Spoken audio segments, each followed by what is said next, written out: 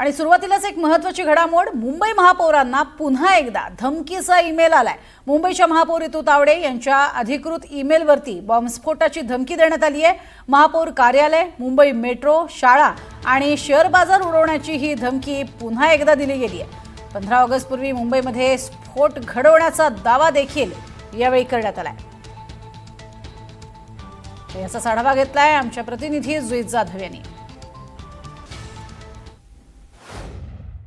मुंबई महानगरपालिकेत असलेल्या महापौर दालनाला पुन्हा एकदा आज सकाळी बॉम्बस्फोटने उडवून देण्याची धमकी आली आहे। सध्या मुंबई महानगरपालिकेचं जे हे मुख्य कार्यालय आहे तिथे पोलिसांचा गस्त वाढवण्यात आला आहे आणि प्रत्येकाची विचारपूस करूनच त्यांना आतमध्ये सोडलं जात आहे। ज्यांच्याकडे ओळखपत्र असेल त्यांनाच प्राधान्याने आतमध्ये सोडलं जात आहे।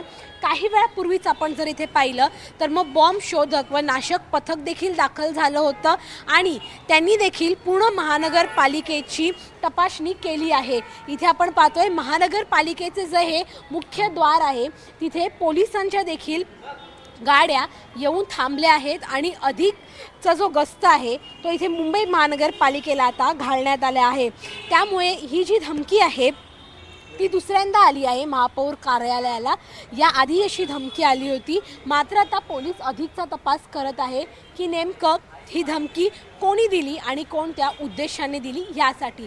मात्र आता महानगरपालिकेच्या संपूर्ण इमारतीमध्ये खबरदारी घेतली जात आहे। व्हिडिओ जर्नलिस्ट गौरव नाईकसह जुई जाधव, NDTV मराठी, मुंबई।